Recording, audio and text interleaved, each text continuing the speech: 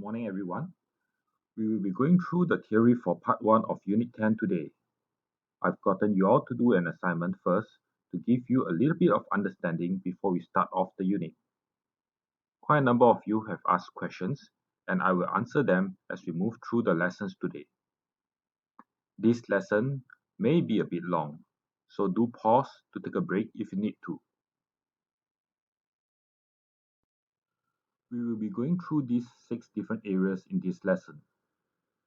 Importance of safety and security, security features, suspicious activities, suspicious packages, theft by guest and by employee, key control and guest privacy. When we speak of safety and security in hotels, it is not just about guests and hotel staff. It is also about things that belong to these people and the hotels.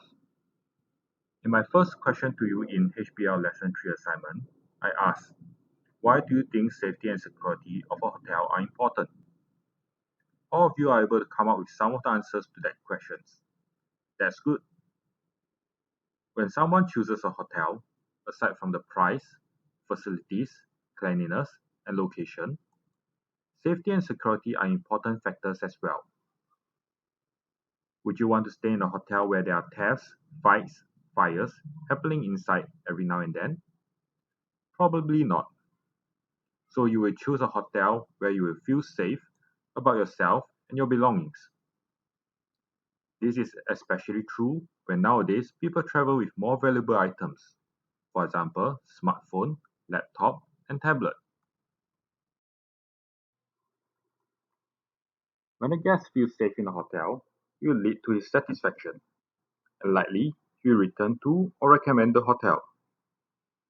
Aside from damages to and loss of belongings and even lives, hotels are concerned as a business as well. When a guest loses something due to the fault of the hotel will have to compensate. This means loss of money. If this guest spread the negative incident, hotel loses reputation as well. This may in turn lead to lower occupancy, which means lesser money is earned. That's why, as employees of a hotel, everyone has the responsibility to take care of safety and security. So what are some security features that can be found in hotels? This you have answered correctly in your assignment. Closed circuit television, where every action and movement within its field of vision are recorded. Security guards. Most major hotels will have them. They move around, not fixed like a CCTV. They are able to get close to people, talk to them, and chat with them. Key card access to lifts. Not all hotels have it. Some of you experienced it when you went for your OVIA last year. To access the guest floors, you need to tap or insert your room keycard. Otherwise, you won't be able to press the buttons. And some hotels only allow you to access to your own floor. Keycard access to room. Thieves can't try to pick the lock because there's no keyhole. However, as technology for security improves, so does technology against security. So a cheap keycard system can actually be easily hacked. That's why a second and third security system for the guests inside the room is necessary. It can be a very low-tech thing, like the security door latch or the door double lock. Lastly, another feature is the room safe. One of you asked in your assignment, why is there a need to place your valuables in the safe when you already lock your door? The answer is simple. You don't want to make things easy for the thieves. If you recall the first and second video in your previous assignment, the reporter and security expert easily got into the rooms and took the things that are not in the safe. Then there was another question. Can a room attendant reset the safe? The answer is no. In most hotels, only the security has an equipment called a safe decoder to decode and reset a safe. in situation where a guest forgets his PIN number or a safe is locked in the checkout room. So does that mean putting your valuables in the safe is very safe? Not exactly. Let me share with you a case I heard which happened in a sister hotel in the Philippines when I was working in the hotel industry. There was a woman who went up to a certain floor in the resort and approached a room attendant who was cleaning a room. She told the room attendant that she forgot her key to a room next door and requested assistance to open. This room attendant followed procedures and refused politely and asked the woman to get assistance from front office. So this woman went to another floor and saw another room attendant cleaning a guest room. She told the room attendant that's her room and she wanted to rest. She asked the room attendant to come back later for cleaning. Unfortunately, this room attendant believed her without checking her ID. So far, it's a trick you saw in the assignment videos, right? Now comes part 2. The woman took what she can find on the table, in the drawers, and closet, but she saw that the safe was locked. So what did she do? She changed into a bathrobe, wet her hair, and bun it up in a towel. Then she called the front office and told them she forgot her PIN and need help to open the safe. Front office won't suspect anything because the call was made from inside the room. So they sent a security up. Again, because the woman is already inside the room, the security won't ask for ID to double check. In addition, she was dressed like she just came out from a shower, and that lowered the guard of the security. Being a male, of course it won't be polite to stay too long inside a female guest room when she's in the bathrobe, right? So he quickly helped to open the safe and left. Voila, the safe is open. She took the valuables, changed back into her own clothes, and left. So who is at fault here? The second room attendant. If the second room attendant has followed procedures, the rest would not have happened. Sharing this incident is to tell you that nothing is 100% safe against the tricks of the thieves. However, don't make things easy for them if you are staying in a hotel. If you are working in a hotel, follow the security procedures strictly. As the security expert said in the second video, people are naturally kind and trusting. These thieves are out to exploit the kindness in people. Aside from these common and basic security measures, are there other measures? Yes, yes, there are. For example, when I was working at Shangri-La Singapore, every year we host this event called Shangri-La Dialogue. Many important world and business leaders come for this event, and some also stay in the hotel. During this period, the hotel is out of bounds to other guests. There will be a lot of police patrolling.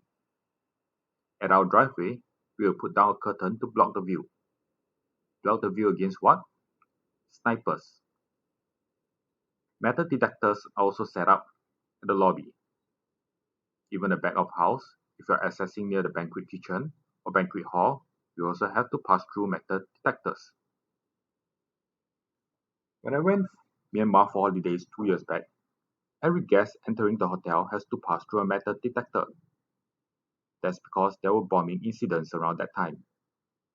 So all these are some of the additional measures that can be put in place. One of you had asked, why do some hotels don't invest in more safety and security measures? Usually, the main reason will be the cost of such measures. Some hotels may be too small or not making enough revenue to spend on some of the security measures. For example, a boutique hotel with only 20 rooms may not be able to hire any security personnel, but they may invest in a good key card system. Now let us go through what are some of the safety and security issues we need to look out for in a hotel. Suspicious activities. When people are loitering around for a long time, testing every door to see if it can be opened, or looking nervous. Or when cleaning the room, a lot of syringes are noticed. In such case, what are some of the possibilities? Maybe the guest is sick and injecting medication. However, it can also be a case where the guest is doing drugs. Then we have guests who refuse to let room attendant or anyone into his room. But then there are a lot of people going in and out. Maybe there's a meeting, or it may be something less desirable.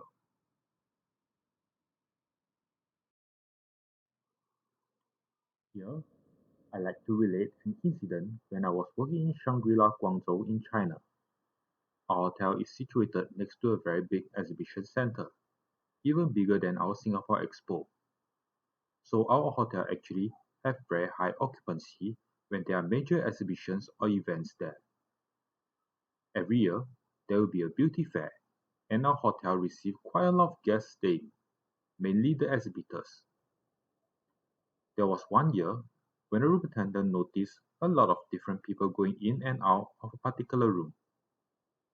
So it was highlighted to security. Security checked and discovered the guest was actually performing simple plastic surgery, like giving Botox injections to people. Basically, he was using our room like a clinic for the beauty fair. The hotel immediately kicked the guest out because whatever happened in the hotels hold some responsibility. We were afraid those beauty procedures may go wrong, for example, from an overdose, and we didn't want any of such cases happening in our hotel. It would be very bad publicity. From that year onwards, the general manager ordered not to accept guests who are from the beauty fair. He rather the hotel make less money than to have anything bad happening in our hotel. So this is why being alert to suspicious activities is important. Now we will go for a break. So go grab a glass of water, some snacks, and we will return after this video.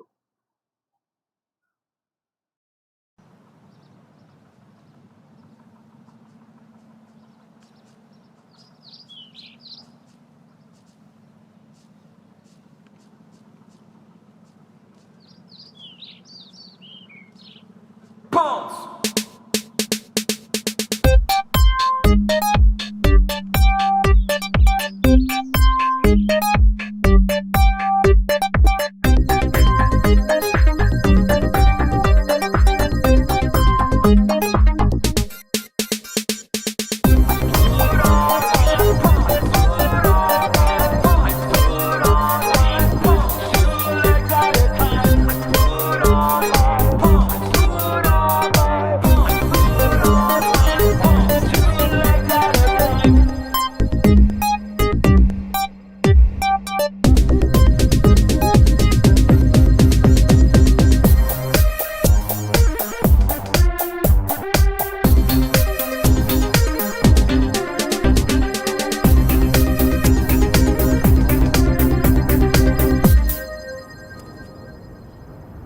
You probably thought this zebra was alive. No, Chuck Testa.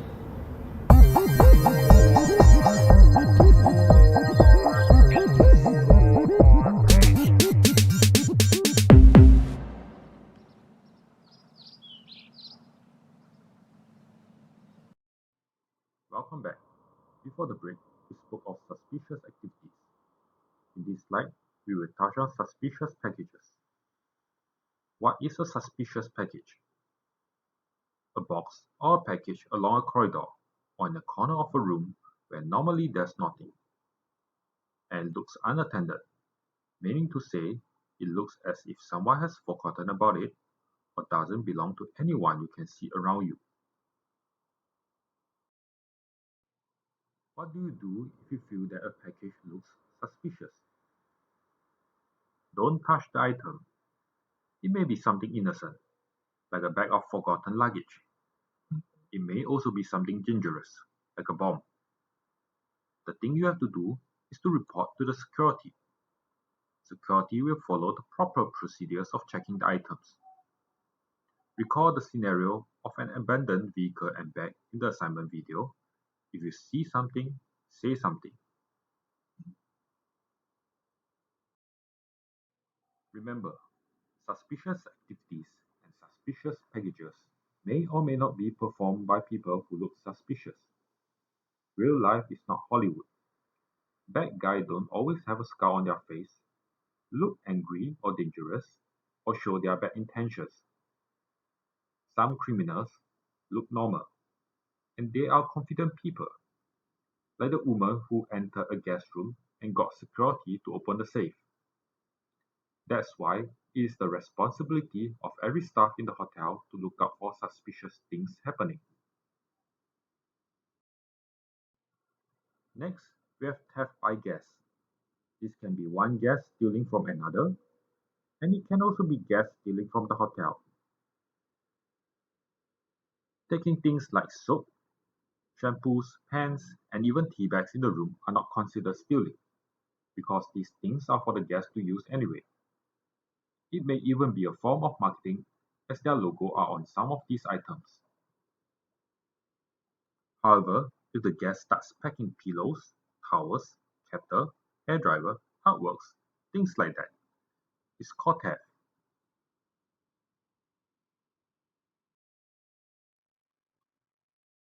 Last year, a video went viral on a family stealing multiple items from a Bali hotel. These are what they took. An online article also stated the TV and even a fireplace are things that get stolen.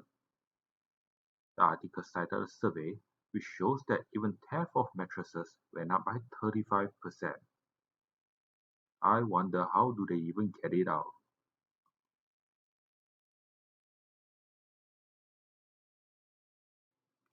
All this while, I've been speaking of external threats. Some of you have rightly asked, what about hotel staff? Do they steal things or work with criminals to do so? Yes, it does happen. While a hotel employee is expected to respect a guest's privacy, uphold safety and security of guests and the hotel properties, there are cases where staff steals either from guests or the hotel. For those who had IEP in hotels last year, you probably remember being reminded to check yourself before going out of the hotels. During security checks on your way out, if even a hotel pen is found, there will be consequences. Consequences for staff may be termination of employment, and in some serious cases, police will be called in and handled by law. Words may also get out and affect the reputation of the hotel. I have attached a video taken of a hotel staff stealing guest money to this lesson. Please watch it after this lesson video. In this last section, I will talk about key control and guest privacy from a housekeeping point of view. A room attendant usually holds a submaster key, meaning the key can open all the rooms or one or more floors. Managers usually hold a master key, which means one key that can open all the guest room doors. So whoever is holding on to such key must attach it securely to his or her belt and not leave it lying elsewhere. This is to prevent other people from stealing it easily and using it to access guest room. If a key is noticed to be missing, it must be reported to a supervisor immediately so that a thorough search can be performed. As you can see from the assignment videos, staff should not open any door for any guests. Always refer the guest to the front office.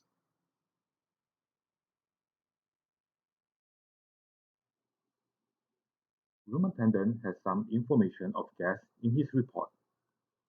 This information should not be left in public view. He should never reveal this information to anyone. A simple example: if a pop star is staying in the hotel, the room attendant should not reveal information like the room number, check-in and check-out dates, and other information of the guest to anyone. This is to protect the privacy and safety of the guests.